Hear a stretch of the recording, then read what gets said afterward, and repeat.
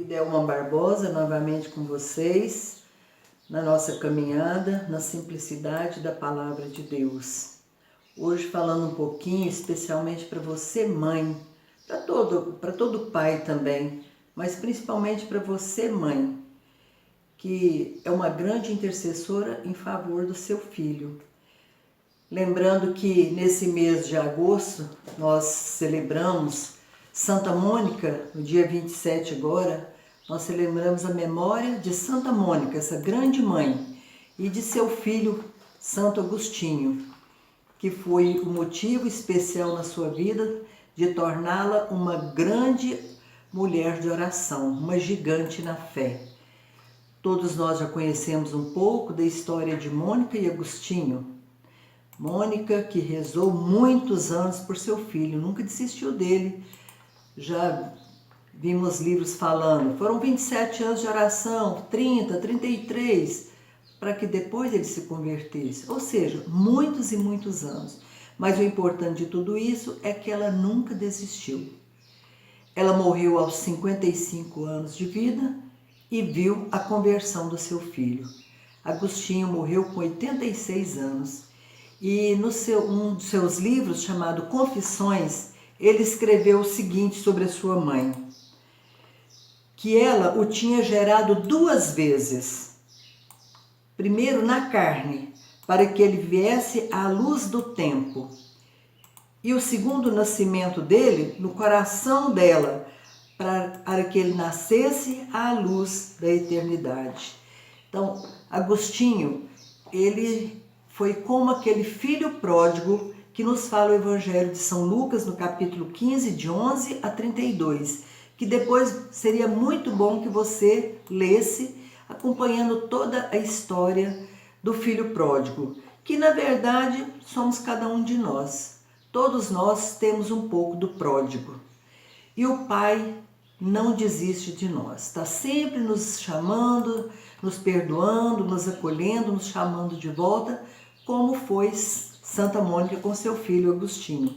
Agostinho, durante muitos anos, ele viveu seduzido pelos erros, pelas paixões, pelas concupiscências, era ateu, trouxe muitos dissabores para a família, principalmente para sua mãe. Mônica chorava sempre por esse filho, mas ela nunca desistiu dele, ela sempre estava ao lado dele. E ela pôde ver esse filho se converter, se tornou padre, bispo, né? Mestre, teólogo, filósofo, moralista e recebeu o título de doutor da igreja. Então, um homem muito admirado na igreja católica e até mesmo em igrejas evangélicas eu já vi eles se referindo à pessoa de Santo Agostinho. Disseram de Santa Mônica um dia, se ela não tivesse sofrido tanto por Agostinho, ela não seria a mãe que era. Ou seja, Mônica se encaixa naquela palavra de Deus que nos diz que Deus tira um propósito, um bem em todas as situações. E Deus tirou.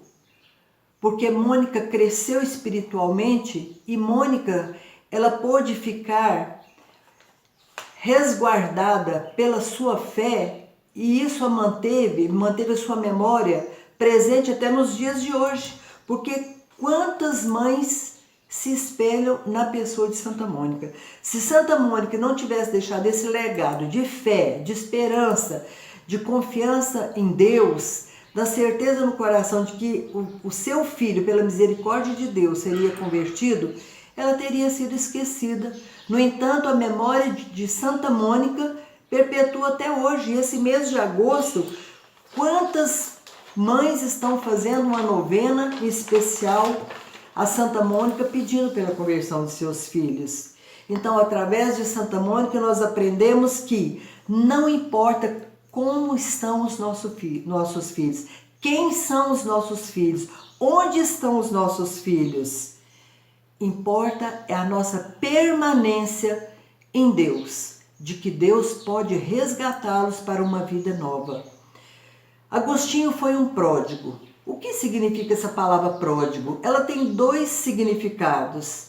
Para Agostinho, que tinha uma vida dissoluta, significa que era aquele que dissipava os seus bens, gastava mais do que o necessário, era um esbanjador, um gastador.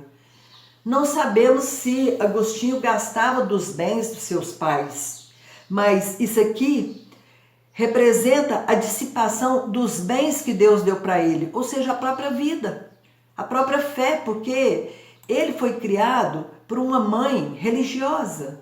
Então ele dissipava o amor que aqueles pais tinham por ele, ele gastava a vida dele na prostituição, no erro. Então ele dissipava, como às vezes muitos dos nossos filhos estão dissipando, no alcoolismo, na droga, numa vida desregrada.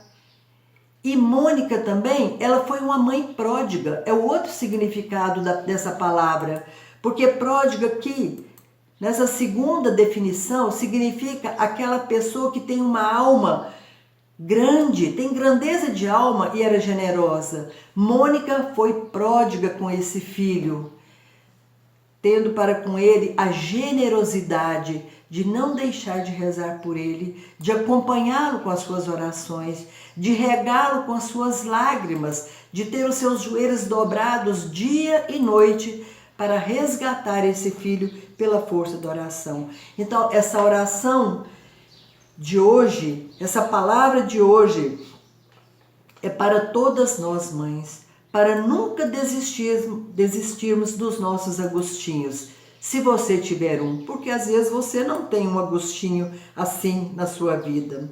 Depois, mais uma vez eu digo para você, leia essa palavra do filho pródigo em forma de oração e veja a grandeza do amor de Deus para com você, para com seu filho, a grandeza do coração de Deus que nunca desistiu do filho pródigo. Cultiva no coração, no seu coração, mãe, o mesmo desejo de Deus Pai, de trazer de volta o seu filho pródigo. Mas vamos ao aprendizado da simplicidade dessa palavra, colocar em prática o exercício diário em oração da volta do nosso pródigo.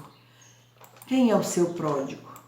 Pode ser aquele filho rebelde, aquele filho que não quer trabalhar, aquele filho que não quer estudar, aquele filho que está usando droga, que está usando álcool, que está na criminalidade, que pode estar até preso, que está nas orgias sexuais, na confusão com a sua sexualidade, é aquele filho que briga, que contesta tudo, é aquele filho violento e tantas outras definições mais. Não desista do seu filho. Em oração, visualize o seu filho voltando para casa. Em oração, com seus olhos fechados, faça essa imagem no seu coração. Vamos deixar de ficar olhando e visualizando o nosso filho que chega em casa bêbado, se arrastando, brigando, quebrando tudo. Nós sabemos que acontece isso. Filhos que roubam os próprios pais para comprar a droga. Vamos mudar essa cena na nossa mente. Vamos pedir ao Espírito Santo a graça de limpar a nossa mente dessa imagem velha, corrompida dos nossos filhos. E embora eles estejam ainda vivendo assim, mas vamos vê-los com os olhos da fé, os olhos do coração, assim como os olhos de Deus Pai nos vê, voltando também do pecado, porque todos nós somos portadores de pecados. Mas o Pai não fica olhando só para os nossos pecados, Ele nos vê com a vida da graça presente dentro de cada um de nós, pela força do nosso batismo. Então Ele nos vê pessoas novas. Então nós vamos ver isso também. Nós não vamos ver mais os nossos filhos maltrapilhos, doentes, cansados, envergonhados, humilhados, mas nós vamos ver esse filho diferente. O que o pai fez? Quando ele viu aquele filho voltando, ele correu ao encontro daquele filho. E a primeira coisa que aquele pai fez foi beijar o pescoço daquele filho. Ele não beijou o rosto do filho, ele beijou o pescoço, porque Na simbologia da palavra, significa, o pescoço simboliza aparência e atitude. Então o pai beijou aquele filho, quebrando aquela aparência de um filho derrotado, humilhado, envergonhado, e devolvendo para ele uma aparência, uma postura nova. Foi um beijo curativo. E ele beijou aquele filho, quebrando todas as atitudes erradas daquele filho. E ele passou a ter, a partir daquele momento, uma atitude, uma postura diferenciada. Então, com os olhos da fé, beija o pescoço do seu filho pródigo nesse momento, para quebrar a postura e atitude dele, que não condiz com a postura e atitude de um filho de Deus, de um herdeiro do céu. E depois disso, aquele pai colocou naquele filho uma roupa nova. Essa roupa que representa a mudança da forma dele viver, que representa um comportamento completamente novo, um caráter transformado, que representa mudança de vida. E depois dessas vestes novas, colocou no dedo daquele filho um anel, um sinete, que é símbolo de autoridade, que àquele filho foi devolvida toda a autoridade dele, de viver uma vida nova, de viver uma vida liberta de todos os vícios, de todas as forças contrárias que o moveu a dissipar todos os bens, toda a herança que o pai deu a ele antes da hora. Aquele anel que não era apenas uma joia, mas um cartão de crédito com a assinatura do proprietário, com a garantia de pagar tudo aquilo que comprava. Então, a partir daquele dia, aquele anel no dedo daquele filho garantia a ele a certeza de que todas as atitudes novas seriam cumpridas. Imagina você agora, mãe, colocando esse anel também no dedo de seu filho, devolvendo para ele a liberdade que ele perdeu, vivendo uma vida dissoluta e depravada. E por fim, o pai colocou nos pés deles as sandálias, que simboliza um caminho novo. Veja o seu filho já num caminho novo. Não fica vendo mais o seu filho num caminho de perdição, num caminho de trevas, um caminho de maldade, um caminho da ausência de Deus. Coloca, mãe, com os olhos da fé, essa sandália nova nos pés do seu filho e vislumbra com os olhos do seu coração esse caminho novo que se abre na vida dele. Essa sandália que significa também a humildade dele, o reconhecimento. Mãe, eu errei, mas eu agora, daqui para frente, vou ser um filho novo. É o reconhecimento, é a humildade, é o humus da fertilidade do coração, dessa área boa desse filho que se manifesta para que ele se torne um novo homem. Essa sandália que significa liberdade e proteção para um caminho de vida novo, transformado. Essa sandália que significa uma vida confortável e digna. E por fim, para finalizar esse momento, mãe, eu quero pedir que depois você pegue a sua Bíblia. No capítulo 1 de Gênesis 1, versículo 26, que vai mostrar nesse momento a criação do homem no coração de Deus. Do primeiro momento, da primeira obra da criação, a primeira, segunda, terceira e quarta criação, foi somente a presença do Pai Criador que se manifestou. Mas na sexta criação estava presente o Filho e o Espírito Santo. A Trindade Santa se fez presente. Por isso ele diz nesse momento, nesse versículo, façamos o homem à nossa imagem e semelhança. No versículo 28, fala que Deus abençoou essa criação. Foi a primeira bênção que Deus deu já ao homem e à mulher. Então você vai pedir nesse momento, mãe, que essa primeira bênção que Deus deu para o homem na criação, Ele deu o seu filho, a sua filha, porque nesse momento todos nós já estávamos presentes no coração de Deus, porque a palavra nos diz que nós estamos presentes no coração de Deus desde toda a eternidade, que antes de nós existirmos, Deus já nos chamava pelo nome. Antes de um filho ser fecundado no ventre de uma mãe, Deus já estava chamando cada um de nós. Olha que coisa maravilhosa. Então peça essa bênção para o seu filho. E depois, no final desse versículo, dessa criação, fala que Deus olhou e viu que tudo era muito bom. Então Deus fecha toda essa criação, essa obra maravilhosa do mundo, desse universo maravilhoso, com a nossa obra, a nossa feitura, a feitura de todos nós, a feitura do seu filho, da sua filha.